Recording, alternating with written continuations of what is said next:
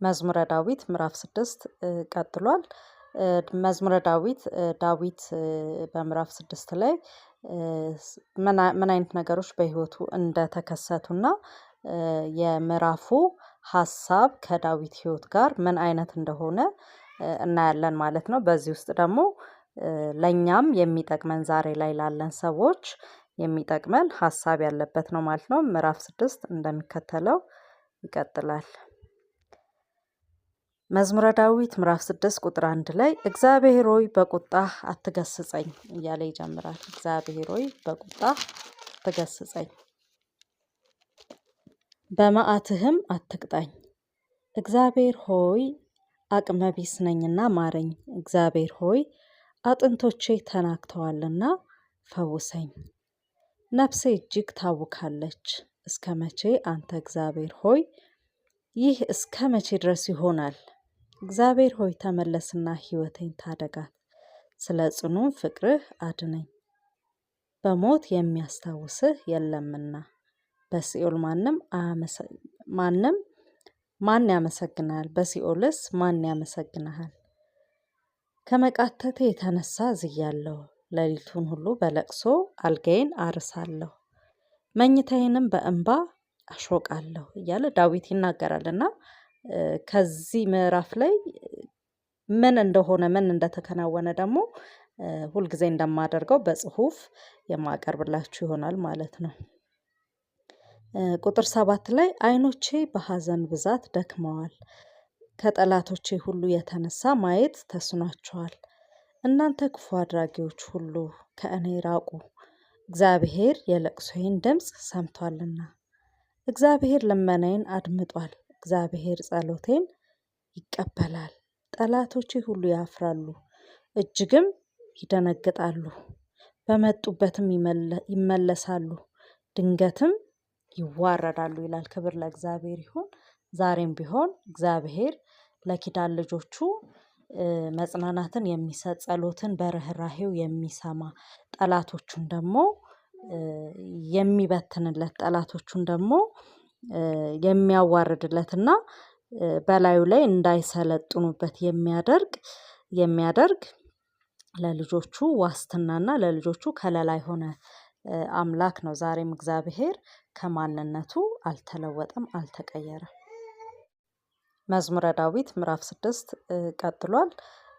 መዝሙረ ዳዊት በምዕራፍ 6 ላይ ምን አይነት ነገሮች በህይወቱ እንደተከሰቱና የምዕራፉ ሀሳብ ከዳዊት ህይወት ጋር ምን አይነት እንደሆነ እናያለን ማለት ነው። በዚህ ውስጥ ደግሞ ለኛም የሚጠቅመን ዛሬ ላይ ላለን ሰዎች የሚጠቅመን ሀሳብ ያለበት ነው ማለት ነው። ምዕራፍ 6 እንደሚከተለው ይቀጥላል።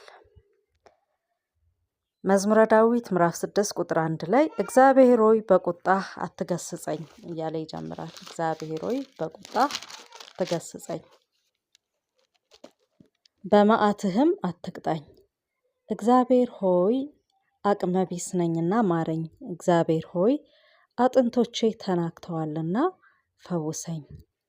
ነፍሴ እጅግ ታውካለች። እስከ መቼ አንተ እግዚአብሔር ሆይ ይህ እስከ መቼ ድረስ ይሆናል? እግዚአብሔር ሆይ ተመለስና ሕይወቴን ታደጋት። ስለ ጽኑ ፍቅርህ አድነኝ። በሞት የሚያስታውስህ የለምና በሲኦል ማን ያመሰግናል? በሲኦልስ ማን ያመሰግናል? ከመቃተቴ የተነሳ ዝያለሁ።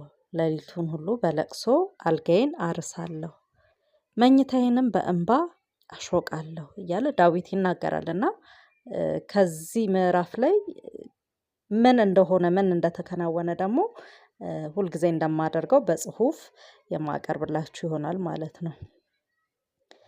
ቁጥር 7 ላይ ዓይኖቼ በሐዘን ብዛት ደክመዋል፣ ከጠላቶቼ ሁሉ የተነሳ ማየት ተስኗቸዋል። እናንተ ክፉ አድራጊዎች ሁሉ ከእኔ ራቁ፣ እግዚአብሔር የለቅሶዬን ድምፅ ሰምቷልና።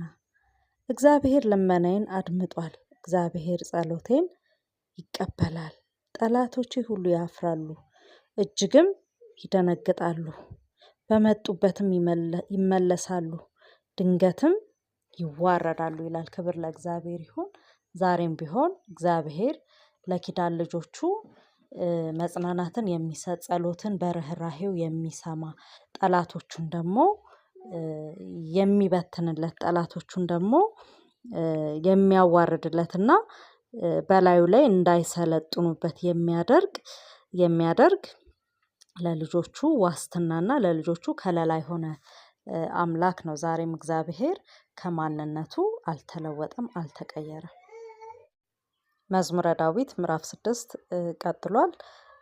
መዝሙረ ዳዊት በምዕራፍ 6 ላይ ምን አይነት ነገሮች በህይወቱ እንደተከሰቱና የምዕራፉ ሀሳብ ከዳዊት ህይወት ጋር ምን አይነት እንደሆነ እናያለን ማለት ነው። በዚህ ውስጥ ደግሞ ለኛም የሚጠቅመን ዛሬ ላይ ላለን ሰዎች የሚጠቅመን ሀሳብ ያለበት ነው ማለት ነው። ምዕራፍ 6 እንደሚከተለው ይቀጥላል። መዝሙረ ዳዊት ምዕራፍ 6 ቁጥር 1 ላይ እግዚአብሔር ሆይ በቁጣህ አትገስጸኝ እያለ ይጀምራል። እግዚአብሔር ሆይ በቁጣህ አትገስጸኝ፣ በመዓትህም አትቅጣኝ። እግዚአብሔር ሆይ አቅመ ቢስ ነኝና ማረኝ። እግዚአብሔር ሆይ አጥንቶቼ ተናግተዋልና ፈውሰኝ። ነፍሴ እጅግ ታውካለች። እስከ መቼ አንተ እግዚአብሔር ሆይ ይህ እስከ መቼ ድረስ ይሆናል? እግዚአብሔር ሆይ ተመለስና ሕይወቴን ታደጋት። ስለ ጽኑ ፍቅርህ አድነኝ። በሞት የሚያስታውስህ የለምና በሲኦል ማን ያመሰግናል? በሲኦልስ ማን ያመሰግናል? ከመቃተቴ የተነሳ ዝያለሁ። ሌሊቱን ሁሉ በለቅሶ አልጋዬን አርሳለሁ፣ መኝታዬንም በእንባ አሾቃለሁ እያለ ዳዊት ይናገራልና ከዚህ ምዕራፍ ላይ ምን እንደሆነ ምን እንደተከናወነ ደግሞ ሁልጊዜ እንደማደርገው በጽሁፍ የማቀርብላችሁ ይሆናል ማለት ነው። ቁጥር 7 ላይ ዓይኖቼ በሐዘን ብዛት ደክመዋል፣ ከጠላቶቼ ሁሉ የተነሳ ማየት ተስኗቸዋል። እናንተ ክፉ አድራጊዎች ሁሉ ከእኔ ራቁ፣ እግዚአብሔር የለቅሶዬን ድምፅ ሰምቷልና። እግዚአብሔር ልመናዬን አድምጧል፣ እግዚአብሔር ጸሎቴን ይቀበላል። ጠላቶቼ ሁሉ ያፍራሉ፣ እጅግም ይደነግጣሉ። በመጡበትም ይመለሳሉ፣ ድንገትም ይዋረዳሉ ይላል። ክብር ለእግዚአብሔር ይሁን። ዛሬም ቢሆን እግዚአብሔር ለኪዳን ልጆቹ መጽናናትን የሚሰጥ ጸሎትን በርህራሄው የሚሰማ ጠላቶቹን ደግሞ የሚበትንለት ጠላቶቹን ደግሞ የሚያዋርድለትና በላዩ ላይ እንዳይሰለጥኑበት የሚያደርግ ለልጆቹ ዋስትናና ለልጆቹ ከለላ የሆነ አምላክ ነው። ዛሬም እግዚአብሔር ከማንነቱ አልተለወጠም፣ አልተቀየረም። መዝሙረ ዳዊት ምዕራፍ 6 ቀጥሏል። መዝሙረ ዳዊት በምዕራፍ 6 ላይ ምን አይነት ነገሮች በህይወቱ እንደተከሰቱና የምዕራፉ ሀሳብ ከዳዊት ህይወት ጋር ምን አይነት እንደሆነ እናያለን ማለት ነው። በዚህ ውስጥ ደግሞ ለኛም የሚጠቅመን ዛሬ ላይ ላለን ሰዎች የሚጠቅመን ሀሳብ ያለበት ነው ማለት ነው። ምዕራፍ 6 እንደሚከተለው ይቀጥላል። መዝሙረ ዳዊት ምዕራፍ 6 ቁጥር 1 ላይ እግዚአብሔር ሆይ በቁጣህ አትገስጸኝ እያለ ይጀምራል። እግዚአብሔር ሆይ በቁጣህ አትገስጸኝ፣ በመዓትህም አትቅጣኝ። እግዚአብሔር ሆይ አቅመ ቢስ ነኝና ማረኝ። እግዚአብሔር ሆይ አጥንቶቼ ተናግተዋልና ፈውሰኝ። ነፍሴ እጅግ ታውካለች። እስከ መቼ አንተ እግዚአብሔር ሆይ ይህ እስከ መቼ ድረስ ይሆናል? እግዚአብሔር ሆይ ተመለስና ሕይወቴን ታደጋት። ስለ ጽኑ ፍቅርህ አድነኝ። በሞት የሚያስታውስህ የለምና በሲኦል ማን ያመሰግናል? በሲኦልስ ማን ያመሰግናል? ከመቃተቴ የተነሳ ዝያለሁ፣ ሌሊቱን ሁሉ በለቅሶ አልጋዬን አርሳለሁ፣ መኝታዬንም በእንባ አሾቃለሁ እያለ ዳዊት ይናገራልና ከዚህ ምዕራፍ ላይ ምን እንደሆነ ምን እንደተከናወነ ደግሞ ሁልጊዜ እንደማደርገው በጽሁፍ የማቀርብላችሁ ይሆናል ማለት ነው። ቁጥር 7 ላይ ዓይኖቼ በሐዘን ብዛት ደክመዋል፣ ከጠላቶቼ ሁሉ የተነሳ ማየት ተስኗቸዋል።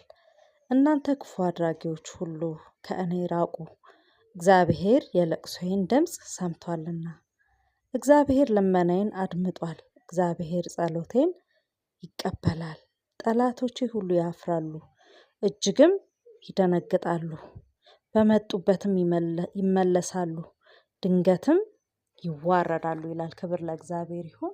ዛሬም ቢሆን እግዚአብሔር ለኪዳን ልጆቹ መጽናናትን የሚሰጥ ጸሎትን በርህራሄው የሚሰማ ጠላቶቹን ደግሞ የሚበትንለት ጠላቶቹን ደግሞ የሚያዋርድለትና በላዩ ላይ እንዳይሰለጥኑበት የሚያደርግ ለልጆቹ ዋስትናና ለልጆቹ ከለላ የሆነ አምላክ ነው። ዛሬም እግዚአብሔር ከማንነቱ አልተለወጠም፣ አልተቀየረም።